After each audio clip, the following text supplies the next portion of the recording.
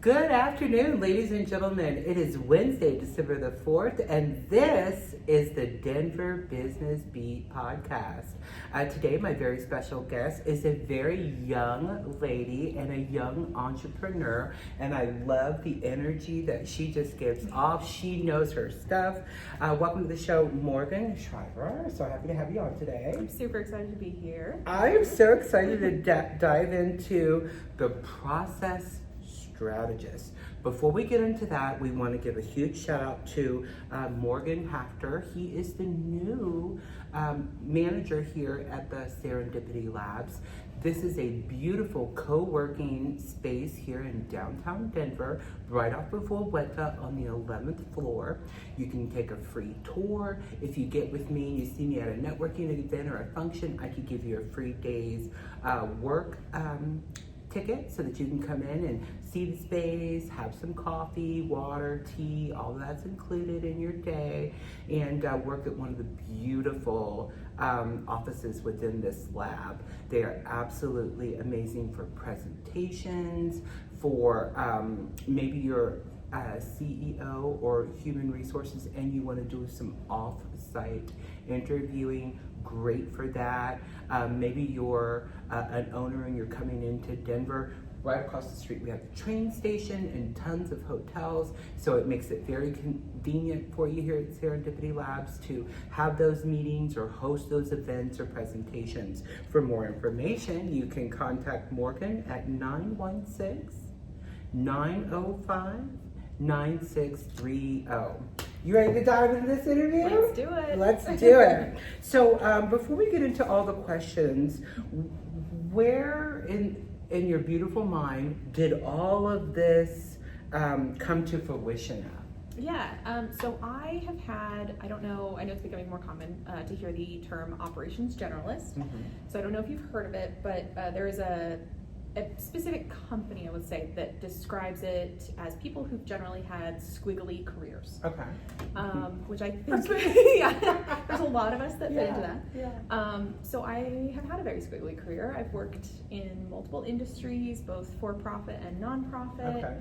I've done a lot of different things and worn a lot of different hats, from marketing to sales to customer experience, and just from all of that have always ended up in an operational role, usually handling or managing in some form. Sure. The process improvement, change management, all that. I've worked a lot in companies, especially that are in stages of growth. Yeah. So from all of that experience, I realized that is not only something that I really enjoy working with businesses on. I love helping to figure out processes. It's like a puzzle. Yeah. But I have a lot of insight and experience towards it and can provide coaching to leadership and open a lot of those communication pathways between leadership and the team that's doing the actual work. Yeah. So that's kind of what brought this on, and where the ideas came from. Yeah, when I first met you at a networking event, I was just like, wow, she's so knowledgeable and she seems like skilled on multiple different levels of management and topics and able to facilitate all of that. I want to read this really neat bio from her LinkedIn. I hope it's all up to date. Yeah. She specializes in the process improvement for teams and internal workflows to increase efficiency, communication, and collaboration within the company's services. Some of the services that she offers is process evaluation and improvement. So maybe you have some rowdy CSRs that need to kind of get a little bit of training, CRM implementation, project management, internal workflows, SOP and training content development, strategic business development and planning, executive coaching, CX development, business consultant, project management, team building, and changing of management. It's got to be hard to go into a business and sometimes say, this structure isn't working, or that leadership team is not up to par or up to date on all of the new rules and tools that they have to train, to teach, to counsel, to do one-on-ones and things of that nature within a very structured corporate setting. And you and I both have worked in those settings, and I worked for companies that are lax, and you can have a little freedom and you're not micromanaged. I've also worked for companies that the Slack is on and every single thing, you have to even say, I'm going to the restroom. So the structures are so different within the different companies. The skills that you possess to go in and be able to sit there with that CEO after your initial assessment and say, this isn't working or this is working, that's gotta be like, wow. Yeah, I mean, it can be very challenging because you have different, different egos. Sure, ultimately. sure. Yeah, ultimately. Yeah. So that's, I think, probably the most challenging part is Sure. you want to ideally be working with somebody who has the desire to make the changes. Right. And a lot of times what needs to change is starting at the leadership level, because Right. the leaders are the ones who create the environment Mhm. that helps their employees hopefully thrive Sure. and succeed. So yeah, there's a lot of coming in and providing Right. data, and like I definitely want to do the analysis beforehand so that I can Sure. back it up, Right. and then finding a nice balance of Yeah. being gentle while also having a little real talk. Yeah, and I think a word that's been used a lot in 2024 is culture. Yes. And when a CEO creates a business, he's gun or she's gun-ho about how she wants that company to run and feel. And if they're new to business and haven't ran a business before, that can be really trying with you're wanting to be this way, but the staff needs to be that way, and that is never going to align without someone of your status coming in and saying, this is a great idea, this is a great business and a great concept that you've created, but you've given too many hats to too many chiefs and they're not following your alignment, and then the people that you're hiring don't match that alignment. Yeah. So sometimes that happens too. It could be a mixture of leadership and the staff. Absolutely. And then you're miles and miles away from what you've even tried to create. So I love that you go into businesses and do that service. We were talking earlier, what are some of the marketing hurdles that you've had to jump over to get your name out there in your business, and now that you're having that trajectory moving and it's exciting, and I'm watching you and I'm seeing your successes and it's just so exciting. Tell us some of those hurdles that you've had to overcome, and then what the rewards have been lately. Yeah, absolutely. So I think it's fairly easy in today's age to put yourself out there, to put your branding out there. But to actually develop the connections and the relationships, I'm discovering, is the most important part. Absolutely. And I think through previous trial and error, I found that what I originally was doing, which was really just focusing on, hey, here's who I am, I'm gonna create content and things, wasn't necessarily driving business enough. Mm-hmm. So I actually started going into meetings and conversations with other professionals and friends, going to networking events and asking, what are you doing that's working? Mm-hmm. And especially with, I've got a couple of friends who have been successfully consulting for years. So I asked them, what did you initially do that helped you to get clients and build up that client list so that you could do it full time? And repeatedly the thing I was hearing was getting referrals and building up that network and building those relationships. So I do make sure that I have my branding out there and content out there, but mostly I'm just trying to get out and talk to people and go in with the attitude of learning and exploring and recognizing that not everyone is going to be a good fit. Yeah. But if I can at least develop those connections, even if they don't need my services, maybe I know someone that I can refer to them. Yeah, that's the biggest thing too, is someone getting a referral from you with a client, and then, she did me such a good turn, I definitely want to get her a referral back too, or at least at the bare minimum get her information out there on my networks. Exactly. And that's how you and I met. We met at a networking event, and I was just so impressed with her. I was like, this young lady is just like, wow. And I'm an older girl, 50. To get inspired by somebody that you meet like that and see that, oh my gosh, they're dialed in, they're checked in, they know what they're doing, they're a mover, they're a shaker, that gets me excited because you could be an old dog sitting on the porch, but if you're not learning any new tricks, that's the problem. So where did you go to school and where did you grow up at? So I'm from Denver originally. Really? Yeah. Oh my God, first time ever at native! Yeah, there's not very many Oh of my us God, left. that's amazing. So yeah, from here originally. My background in education has been in the arts, especially in theater. And I went out to school in Chicago at Columbia College. Wow. Yeah, got my degree in theater directing. Okay. But I've always had an interest in business, and the business side of it. And I think a lot of what I've learned in theater directing, a lot of that's project management, team management, has really benefited where I am today. And then from there, I've worked in a lot of creative industries, a lot of creative companies. I worked at the Denver Art Museum, I worked at the Chicago Art Institute, I've worked for theater companies. Wow. I've also worked for an escape room company before, so kind of varied there. And then I've just gotten little bits of the more corporate world, or more recently I've also worked with more of like a, not specifically a medical company, but in the medical field. And it's been really interesting to see all these different industries and learn from them. But yeah, it all comes back from arts, and I think theater specifically, you learn a lot about people. Yeah. I think anytime too that you do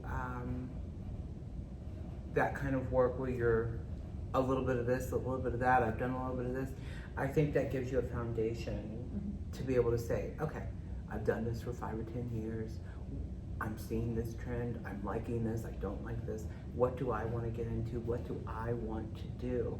And it's so hard because you can go to college, you can have a plan at 17, 18, and by the time you're 25, you're like, ew. I wouldn't do this at all.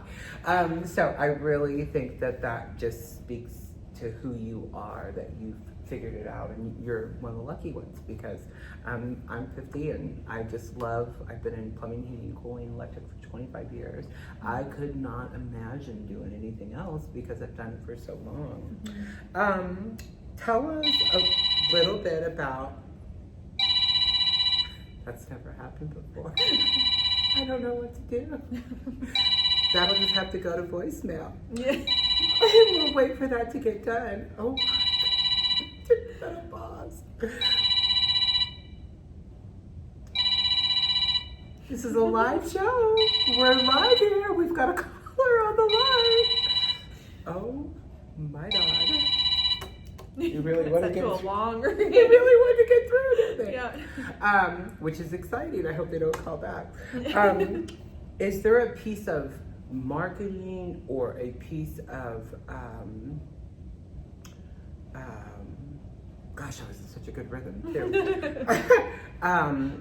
A tool that you use that maybe it's an inspirational or a motivation or something of that nature that you use weekly? I don't think I use anything over and over again. I like to try new things and look at different resources for inspiration, looking at different businesses and having conversations. So I can't say that there's really any one thing in particular. Part of, I think, what I need to do to keep up with clients in different industries and things too is try different things so that I can speak on different topics, whether that's different softwares or watching different like creators, listening to different podcasts, because everybody's got unique insight, so I do try to keep it diverse rather than focusing in on one perspective. What gives you motivation to keep going during hard times? I don't know. I just have kind of this internal determination, I would say. Yeah. I think also it's important to recognize taking breaks when you need to. Yeah. You know, if I am feeling particularly overwhelmed, then I might slow down. There's this fantastic quote, and I cannot remember her name, unfortunately, but she is a champion deep sea diver. Okay. And I think also possibly still a record holder. I'm not 100% sure at this point, but she said that one of the biggest things that she's learned from deep diving is when you feel like you need to speed up, you need to slow down. Oh. Yeah. Wow. Yeah, sometimes I'm diving right in and things can get overwhelming. And then, you know, with my industry, I throw that seed out 3 months ago. I walked into that business, or I was at that networking event, or I gave that person my business card. And then 3 months later, they're calling for an issue. And then that starts the business relationship up. Of course, follow-up is important and key, and sending those informational emails from time to time, keeping that person engaged with you. But until there's a need, they're not going to use me. So, what is a common myth about your job and your industry that you work in? I think a lot of people do have the perspective that I just come in and I tell people what to do, or that I need to have specific knowledge of their industry. And while it is helpful to have that knowledge, all businesses have similar patterns and similar processes. And my goal is to really come in and to ask questions and to learn it and listen. Mostly just figure out what are the patterns, what's working and what's not, and what can we try to maybe improve that. Yeah, so I think that's probably it. What are some of the challenges that you've faced when you first started in your career? There's been, I think, a variety of challenges. Some of them are more on me, they're internal, where I want things to happen faster than they do. So yeah, practicing patience has been a big skill. Yeah, you put so much effort in, you put so much energy in, and then when you start to get that traction, you're like, oh, wait a minute, I gotta focus on this, I need to hold on a minute on here, and now all this good stuff is coming, and you're just like, oh my goodness. So I definitely can say I've been there. Yep. What do you wish everybody understood about your job? I think understanding that it's not necessarily a big project. Sometimes it's a matter of me just coming in and looking at smaller pieces. I think a lot of times one of the big hurdles when it comes to closing a deal, essentially, like working with a client and helping them to understand how I can be valuable, is that they're seeing the numbers, right? They're seeing the dollar bill attached to that. But they're also assuming that I'm going to be in there longer term, or that I have to be looking at this overall. We can start small. So that's a big thing that I have to convey. And then I guess the message would be is, where is the disconnect in that business? And you getting to the root of that in a timely manner is very important. If you could hold on to one memory, what would that memory be? Oh man, I would say probably from my theater background, the feeling of being on stage, just especially a big stage where you've got the lights blinding you, you can't see the audience, but you can hear the applause or things like that. What makes you feel inspired and allows you to be the best version of yourself? I am inspired most often, I think, by my friends and the people around me. Especially the ones that are either doing exactly what I'm doing or something maybe adjacent. I love watching them thrive and succeed, and especially paying attention to their tactics and going, oh, that's a great idea. That was genius of them to come up with that. We talked earlier about a newsletter. I think that's really a good resource for you, because you're monthly educating that business, on the services that you provide, and why that business needs it. So I think that's really, really amazing. I'm really excited to see you over the next 5 years gain that momentum and traction of where you're wanting to go in your business, and I'm really inspired by you. So these are the next 2 questions that I ask every single guest that comes on the show. If you can go back to 15-year-old Morgan, Okay. what would be the message that you would want to convey to her to get you prepared for where you're at right this moment? I would say stay the course. It's going to be challenging and you're going to have to learn a lot, but you're on the right path. Yeah. And then we're going to switch that up and we're going to go to 60-year-old Morgan. Oh my gosh. What would be the legacy that you'd want to tell her that you had? I would say probably I feel like this is the classic desire that everybody wants, and especially that I've heard when you are around 60 that you want is it's worth it. Yeah. You know, it's I try not to regret too much, Right. because even if it's hard, it's a learning experience, Sure. and it's all worth it. Yeah. Where can folks find you on social media, LinkedIn? What's the handles, email, phone numbers, things of that nature that you would want a prospective client to give you a call to set up that appointment to come out and get your assessment going? Absolutely. So I am on LinkedIn just as Morgan Schreiber. The Process Strategist does also have a page on there, so Okay. either way. But otherwise, just processstrategist.com. There's a contact form on there. Okay, perfect. So yeah, it's the easiest way to get hold of me. Absolutely. And I'm going to share all of Morgan's contact information when we're putting up this podcast as well.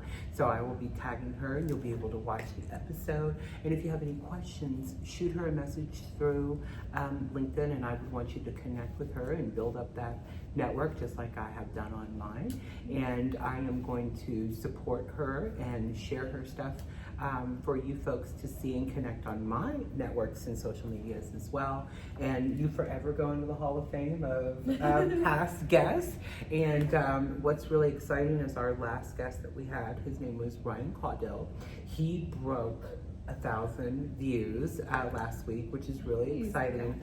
If we're getting 1,000 people to check out that episode, then they're going to go back and look at previous episodes or newer episodes, and then that's how you're going to get that engagement. That's how some of our past guests get that engagement. And we're really into those analytics and watching and seeing what content they're watching, who they're engaging with. And then when I have guests on my show and then they tell me at a networking event after they've been on, Arica, I got all this stuff out of it, and this has been great, and I've been sharing it. And you know, people can meet you at a networking event or they can meet you online, but there's nothing like sitting down and being an intimate conversation and really getting the grasp of what it is that you do. And I, just like you viewers, got to explore that today.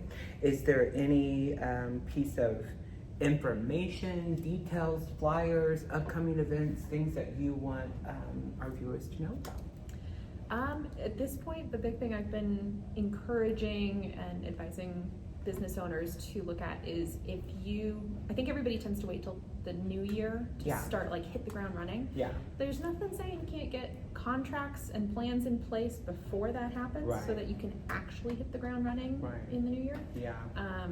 So yeah, that's kind of, I'm in a stage right now of let's get those signed and in place so we can do things. Absolutely. And we've only got about 3 weeks to the new year, and I can't believe 2025 is going to be here.